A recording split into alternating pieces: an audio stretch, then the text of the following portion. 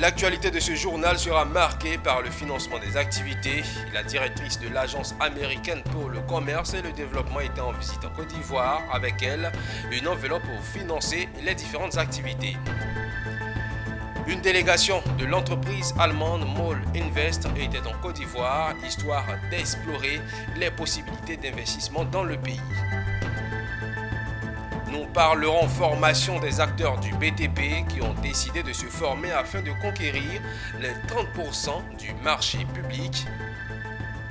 Et les géographes ont échangé à l'occasion de la 14e journée géographique à Abidjan. Le point complet dans cette édition. Bienvenue à tous sur nos antennes, vous suivez le journal, merci de votre aimable attention. Dans le but de développer des infrastructures durables et propres à favoriser la croissance économique dans les pays, la directrice de l'Agence américaine pour le commerce et le développement Eno Ebong a séjourné en Côte d'Ivoire. Avec elle, une enveloppe pour financer des secteurs d'activité. Une bonne nouvelle pour les entreprises américaines et ivoiriennes qui verront leurs liens renforcés. La visite a été marquée par plusieurs activités détaillées lors d'une conférence de presse suivie par Zénab Dosso et c'est ici. Un vent d'investissement pour les infrastructures souffle sur la Côte d'Ivoire et plusieurs secteurs d'activité sont concernés.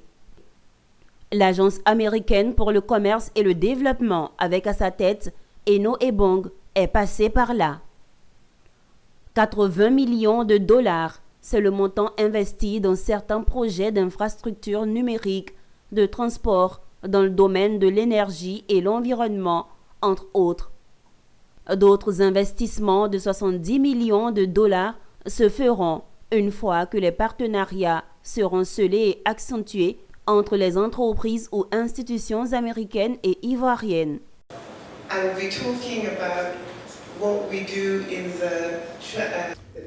Parce que le partenariat que notre agence l'USTTA avec la Côte d'Ivoire nous tient vraiment à cœur. L'objectif principal de mon village, c'est de faire de telle sorte que les infrastructures de haut niveau soient construites en Côte d'Ivoire. Aujourd'hui, nous avons lancé un atelier qui se concentrait sur tout ce qui est finance verte et durable, avec l'aide de la Banque africaine de développement. Et c'est une opportunité pour renouveler l'engagement de l'USTDA et des partenaires locaux pour soutenir la Côte d'Ivoire par la construction de plusieurs infrastructures de haut niveau. À cette conférence de presse, la directrice de l'Agence américaine pour le commerce et le développement avait à ses côtés l'ambassadrice des États-Unis en Côte d'Ivoire. La visite a été visée sur les secteurs clés pour le développement, le transport, l'environnement et le climat, et aussi pour élargir et de faire un complément de notre investissement dans la santé du peuple ivoirien. En tant que directrice de l'Agence américaine pour le commerce et le développement, Eno Ebong dirige les efforts de l'USTDA visant à développer des infrastructures durables et à favoriser la croissance économique dans les pays émergents. Et parlons coopération avec pour objectif principal d'évaluer le potentiel d'investissement dans le secteur des centres commerciaux et des divertissements. La délégation de l'entreprise allemande MOL Invest, spécialisée dans le développement des centres commerciaux et des loisirs, s'est rendue ce lundi 18 mars en Côte d'Ivoire pour explorer les possibilités d'investissement dans le pays. MOL Invest a identifié un besoin de terrain pour les constructions des centres commerciaux et de divertissement à Abidjan et Yamoussoukro. Le point avec Diane Kablancan. Délégation de MOL Invest, entreprise allemande spécialisée dans le développement de centres commerciaux et de loisirs, s'est rendue en Côte d'Ivoire pour s'implanter des possibilités d'investissement dans le pays. Avec à la tête son fondateur et président-directeur général, la délégation a tenu des réunions fructueuses avec des ministres ivoiriens, notamment celui du commerce et de l'industrie et celui du tourisme et des loisirs. L'objectif principal de ces discussions était d'évaluer le potentiel d'investissement dans le secteur des centres commerciaux et de divertissement. Qui est un groupe qui a une renommée internationale dans le domaine de la construction des centres commerciaux, aussi bien en Allemagne, en Turquie que dans d'autres pays. Et ce groupe est intéressé par la Côte d'Ivoire. Comme vous le savez, nous sommes dans une dynamique de croissance positive, avec une classe moyenne qui ne fait que grossir, et également des opportunités en termes de consommation et également en termes de divertissement. Donc ce groupe, en fait, est à la recherche en Côte d'Ivoire d'un espace, notamment à Abidjan, d'au moins 30 hectares sur Abidjan et de 10 hectares sur Yamoussoukro pour pouvoir y bâtir des malls. Ils sont venus pour nous proposer un financement intégré avec des projets structurants pour accompagner le développement de notre pays. Et nous saluons cela avec beaucoup de joie et avec beaucoup d'admiration. Moll-Invest, forte de 25 ans d'expérience, a réalisé des projets remarquables dans plusieurs pays, notamment en Turquie, en Allemagne, en Chine et au Kazakhstan. Parmi ses clients figurent des grandes enseignes telles que Metro AG, Carrefour et Ikea. Je suis ici aujourd'hui et je suis très impressionnée par l'infrastructure et par les bâtiments que j'ai vus en Côte d'Ivoire, à Abidjan. Et j'ai déjà été dans d'autres pays africains. Je ne me suis pas vraiment attendue à ce que j'ai vu ici, même si le consul honoraire, le Dr Han, me l'avait dit et je lui ai fait confiance, bien sûr. Et le souhait de construire des centres commerciaux lifestyle, donc une combinaison de centres commerciaux et centres de loisirs. Dans le cadre de leur exploration des opportunités d'investissement en Côte d'Ivoire, Moll-Invest a identifié un besoin de terrain pour la construction de centres commerciaux et de divertissement à Abidjan, Yamoussoukro et dans d'autres localités à forte densité de population. D'autant que la visite de la délégation de Moll-Invest en Côte d'Ivoire marque le début d'un processus d'évaluation approfondie des possibilités d'investissement dans le pays. Application de la planification stratégique et étude des lieux, nous parlons formation et cela concerne les acteurs du BTP et plus particulièrement les membres de la Confédération des petites et moyennes entreprises du BTP qui ont décidé de se former afin de conquérir les 30% du marché public qui leur est dévolu. Mais que dans la pratique, les choses sont tout autres. C'est un atelier qui dure le temps de 2 jours offert par le projet Pudicas et financé par la Banque mondiale. Issa Badini et Doumbia Ayuba ont assisté les premières heures de cours. Ces hommes et femmes sont des chefs d'entreprise évoluant dans le domaine du BTP. Autre point commun, ils sont tous membres du Cinebasi, aujourd'hui Confédération des petites et moyennes entreprises du BTP. Venus de toute la Côte d'Ivoire, ils sont là ce matin pour se faire former. Le professeur du jour, sinon le formateur, Désiré Conan du cabinet FCS. Vous savez, les salles disent que quand un problème est identifié, il est résolu à moitié. Donc, si ensemble on fait le parcours pour identifier nos problèmes, il se peut qu'on arrive à leur trouver des solutions les plus adaptées. Donc, le premier outil, c'est un outil donc, de planification stratégique que nous avons au sein de nos cabinets, qui s'appelle la matrice SOFT. Et le deuxième outil que nous sommes en train de faire, c'est identifier le diagramme SWOT selon les critères de la Banque mondiale, quelles sont les forces, les faiblesses, les opportunités, les menaces qui se présentent dans ce secteur d'activité. En Côte d'Ivoire, 30% des marchés publics est dévolu aux petites et moyennes entreprises. Encore que ces PME soient outillées pour ce faire. L'outillage, c'est ce qui manque à Sorodoté et son organisation, d'où sa joie pour cette formation offerte. Sous l'impulsion du ministre des Finances et du Budget, qui les touche toujours, qui avait même voulu que les gens procèdent à nous donner des marchés, mais ils ont trouvé que ce problème de structuration y manquait. Alors aujourd'hui, c'est chose faite et nous pensons que nous serons appuyés. Il sera content même de voir que la formation est faite, est en train de se faire et que tous les présidents régionaux à l'intérieur du pays sont là aujourd'hui. Cette formation, c'est un don du Pudicas, entendez projet d'infrastructure pour le développement urbain et la compétitivité des agglomérations. Elle est financée par la Banque mondiale. Après les 2 jours de formation qui constituent une première étape, place sera donnée à une seconde phase qui consistera à des sorties terrain. La décentralisation et les défis de développement territorial, 4 décennies d'expérience africaine et internationale. C'est autour de ce thème que les géographiques médecins de la nature, dit-on, échangent à l'occasion des 14e journées géographiques à Abidjan. Les participants venus des universités africaines, du Canada, de la France et les responsables de l'IVUCOSI et autres institutions ont pris part à la cérémonie d'ouverture de cette initiative de l'Association des géographes de Côte d'Ivoire, parrainée par le ministre Albert Amicha. Zénab Dosso et Tima Traoré.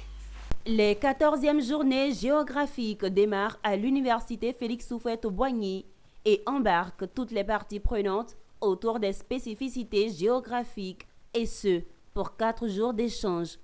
Enseignants, enseignants-chercheurs des universités d'Afrique, de France, Canada, experts géographes, acteurs des institutions ivoiriennes, tous sont présents pour partager leurs connaissances et échanger sur les systèmes de gestion de développement. Ce colloque est une initiative de l'Association des géographes de Côte d'Ivoire, à l'issue duquel les acteurs entendent faire un bilan exhaustif de ce qui se passe en Côte d'Ivoire comme ailleurs, identifier les contraintes et faire des propositions concrètes aux décideurs. On a pu observer que dans notre pays, comme dans d'autres pays d'Afrique et en Europe et ailleurs, cette décentralisation est une politique qui est prônée pour rapprocher des populations les pouvoirs. Et depuis 4 décennies à peu près, ce phénomène se pratique avec plus ou moins de réussite.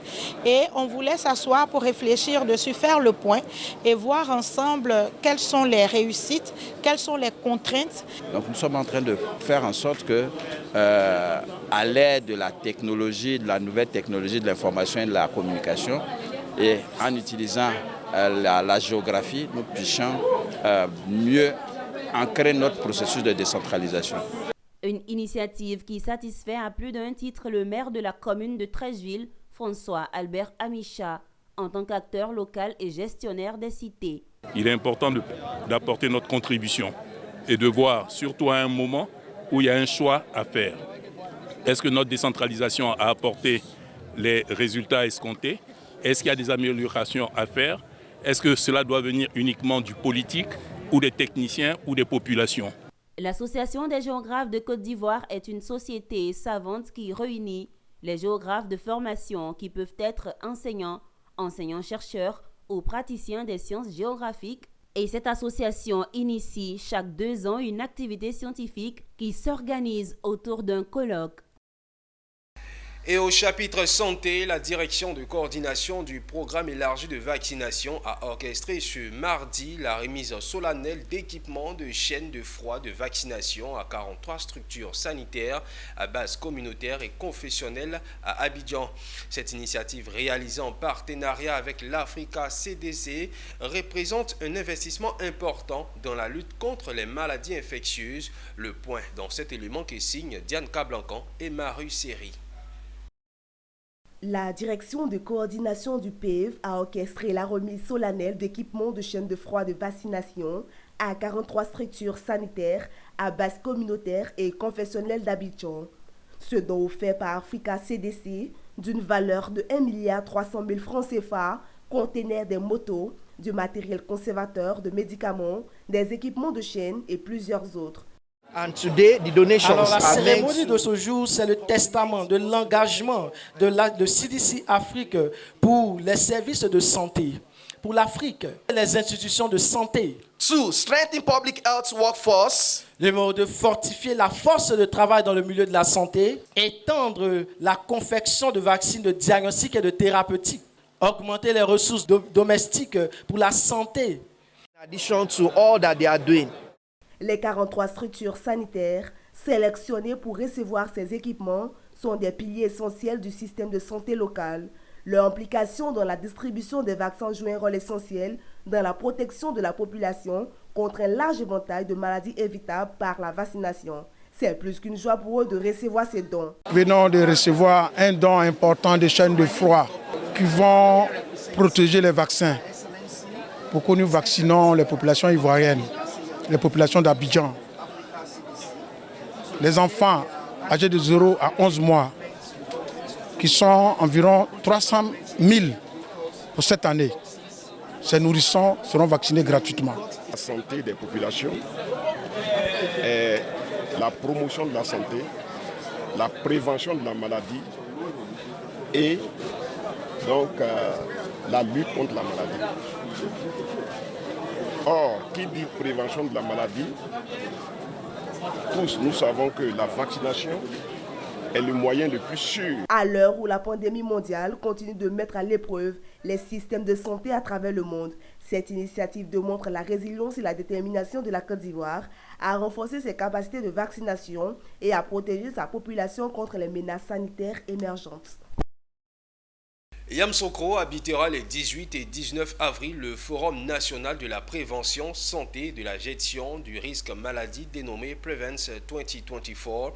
L'événement a été annoncé par ses initiateurs que l'on définit comme un espace d'échange et de sensibilisation de toute la chaîne de valeur liée à la gestion de la santé en entreprise dans un contexte marqué par la couverture maladie universelle. On en sait davantage avec Walter Kofi et Ezekiel Seri. L'apparition d'une couverture maladie universelle, les défis rencontrés par les entreprises dans la gestion de la santé de leurs employés sont quelques raisons parmi tant d'autres qui ont poussé à la création du Forum Prevent. Prévu du 18 au 19 avril à Yamoussoukro, le Forum national de la prévention santé et la gestion du risque maladie rassemblera entreprises, financiers, acteurs de la santé et des assurances pour parler gestion de la santé en entreprise, couverture maladie universelle et risque maladie. Alors pourquoi le Prevent 2024 aujourd'hui? Parce que vous savez que depuis 2016, l'État de Côte d'Ivoire a mis en place la couverture maladie universelle, qui est une très bonne chose. Alors une très bonne chose parce qu'aujourd'hui, on n'a pas besoin d'être affilié à une entreprise pour avoir une assurance maladie. Mais dans la pratique, nous sommes tous d'accord qu'il y a quelques difficultés dans la mise en œuvre de la CMU. Et au niveau des entreprises, par exemple, aujourd'hui, les entreprises sont des très gros contributeurs à la mise en place de la CMU. Et comment est-ce que ces entreprises-là, avec la mise en place de la CMU et des dépenses, des cotisations supplémentaires liées à la CMU, peuvent optimiser en termes de dépenses de santé? Qui vont manquer à ce forum-là, je pense qu'ils vont rater une occasion unique d'avoir le support de gestion. Le support de gestion, les techniques de maîtrise de fraude dans le domaine assurantiel, dans le domaine de la santé. Vous savez que la fraude est dynamique. Et donc, à chaque étape, il faut créer de nouvelles stratégies, de nouvelles méthodes de lutte contre la fraude. L'événement prévoit un cocktail composé de conférences, échanges, débats et panels autour de différentes thématiques sur la question de la prévoyance santé, des ateliers qui seront animés par des spécialistes dans les différents domaines. Intéressons-nous à la religion à présent. Le 16 mars 1958, le deuxième président de la Soka Gakkai passait le flambeau de la paix mondiale au jeune Daisaku Ikega, un flambeau qui lui confiait la responsabilité de veiller à créer les conditions de paix mondiale. Depuis lors, chaque année, les jeunes de la Soka Gakkai International Côte d'Ivoire célèbrent la transmission du flambeau de la paix mondiale, qui est considéré comme le jour où les jeunes pratiquants bouddhistes prennent un nouveau départ. Nos reporters Kone Nanorgo et Richard Akeke ont pris part à cette cérémonie, suivant ensemble leur compte rendu. Paix, culture et éducation. Voici les valeurs fondamentales auxquelles doivent s'accrocher la jeunesse de la Soka Gakkai International Côte d'Ivoire pour promouvoir la paix en Côte d'Ivoire et dans le monde. En plus de ces vertus, ils doivent s'armer de patriotisme à toute épreuve. Autour de leur président, en cette journée dédiée à la paix mondiale et à la jeunesse, ils ont renouvelé ses vœux. Aujourd'hui, le bonheur de nos concitoyens ivoiriens, nous avons pris un engagement devant l'État, devant la nation tout entière, d'être des citoyens modèles, de faire en sorte que tous les Ivoiriens, partout où nous sommes, qu'ils soient heureux et qu'ils soient en paix. Et nous prions également pour la prospérité du pays. En cette journée commémorative de la transmission du flambeau de la paix mondiale aux jeunes, la jeunesse de la SGI Côte d'Ivoire était accompagnée de ses hauts dirigeants, dont le directeur général, qui n'a pas manqué de rappeler l'importance de la jeunesse et des valeurs qui sont la paix, la culture et l'éducation. La jeunesse est un groupe très important non seulement pour la Soka Gakay, pour l'organisation, mais toute la société. Parce que c'est cette jeunesse-là qui va remplacer les vieilles personnes de demain. Donc, en tout cas, c'est pour cela nous leur donnons d'abord comment vivre. La Soka Gakay International Côte d'Ivoire compte près de 50 000 membres, dont 30 000 jeunes. C'est la première organisation de bouddhisme en Afrique.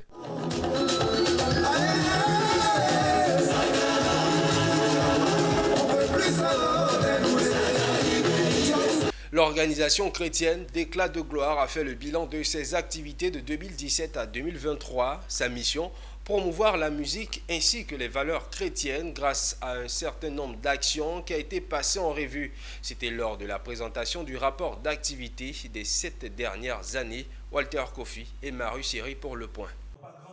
Des projets humanitaires à la formation des jeunes, en passant par des cérémonies de distinction. Les actions de l'organisation chrétienne Vision Éclat de gloire sont multiples. Le temps d'une pause, l'entité a décidé de faire le point de 6 années pendant lesquelles elle a concrétisé le concept Éclat de gloire à travers des concerts, des actions de cohésion sociale, des activités pour enfants, et ce, sur presque toute l'étendue du territoire ivoirien.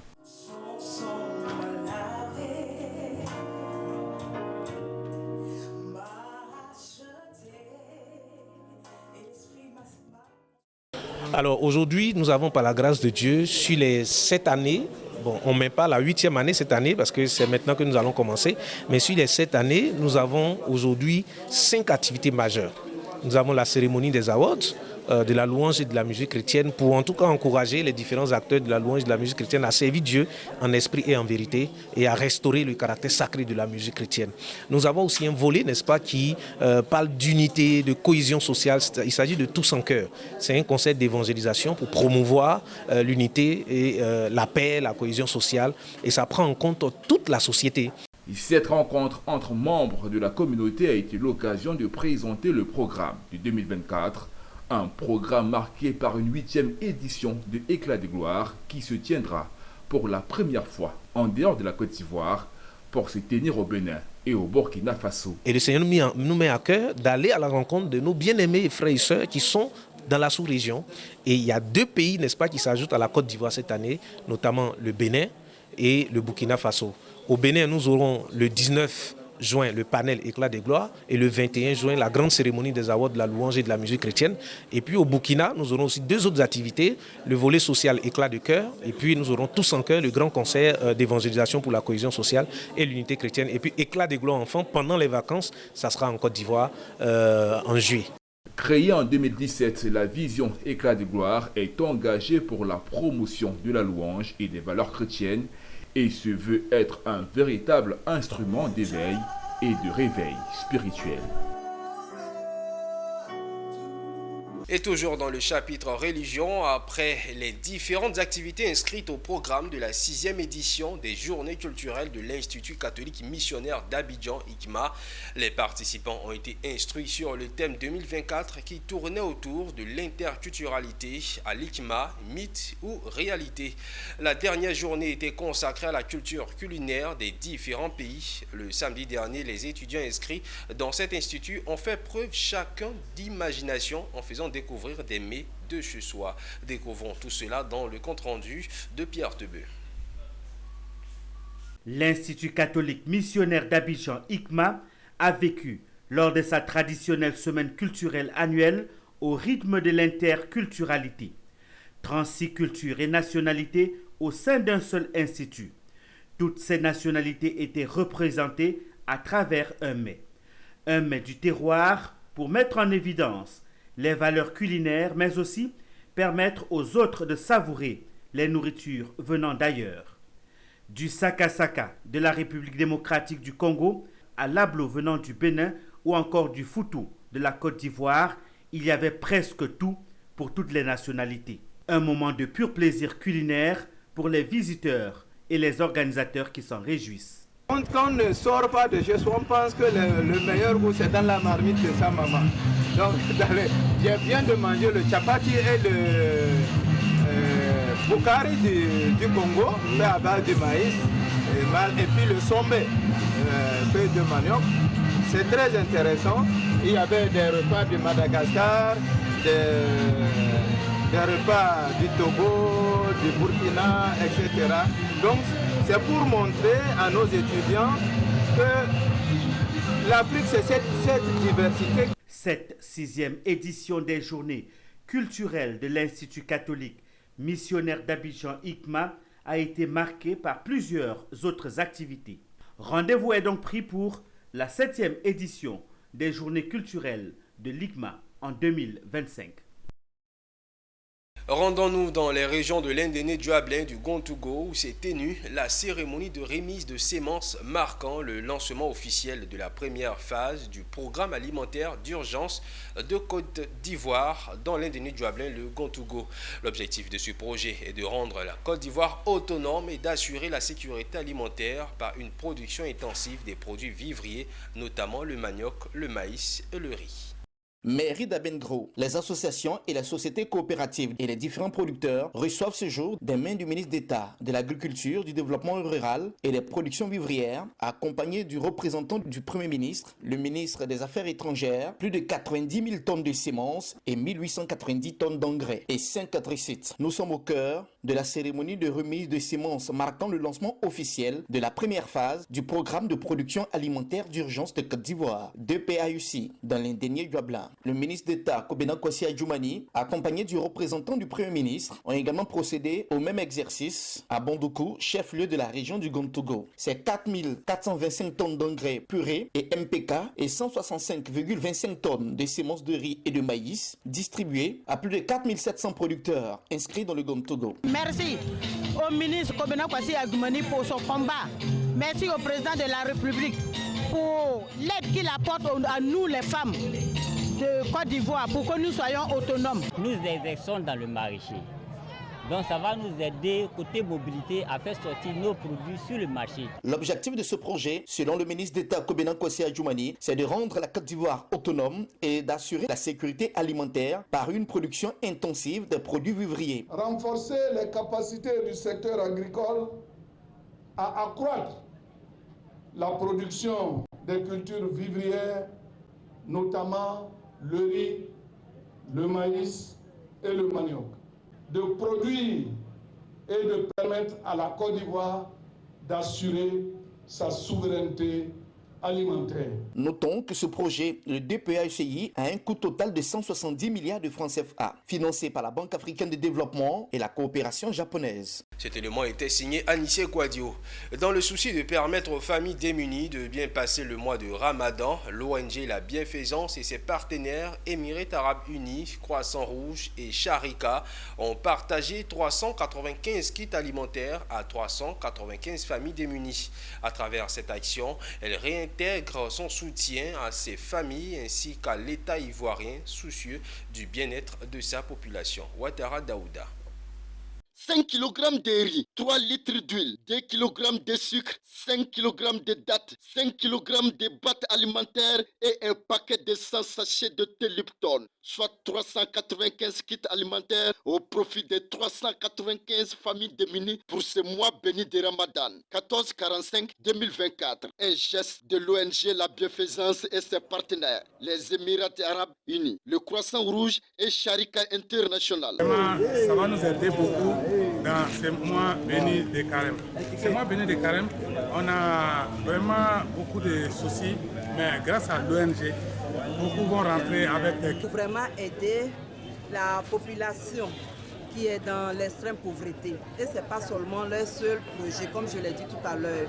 Ils sont là pour l'aide de la population vulnérable. Ils tirent aussi la population vulnérable de l'extrême pauvreté. Comme vous le savez, notre organisation a pour mission de soutenir l'action de l'État ivoirien en contribuant au bien-être de la population et de son épanouissement à travers ce projet de don d'assistance sociale et humanitaire. Une fois de plus, avec notre partenaire, les Émirats Arabes Unis, ce sont les associations d'Arabir Society et Sharika International qui ont bien voulu apporter leur soutien aux familles dans le besoin avec ces denrées alimentaires. Rappelons que l'ONG La Bienfaisance et ses partenaires posent chaque année dans le mois de pénitence au début pour permettre aux démunis de démarrer le carême dans la joie et dans l'allégresse. Rendez-vous est pris à la fin de ce mois pour les Akr Fitr ou le mois du Ramadan. En image, au Nigeria, la récolte de maïs est attendue à 11 millions de tonnes au cours de la campagne 2024-2025, soit 8% de moins qu'un an plus tôt. Selon le département américain de l'agriculture, ce recul sera principalement lié à la baisse d'environ 600 000 hectares de superficie cultivée durant la saison prochaine à 5,1 millions d'hectares. Il faut noter que la perspective de réduction de la production de maïs pourrait encore ajouter des tensions sur le marché nigérien où l'inflation alimentaire, principal moteur de cette croissance, a atteint 35,41% en janvier contre 24,32% un an plus tôt. Merci d'avoir suivi ce journal. Restez en notre compagnie. Le programme se poursuit sur la télé utile.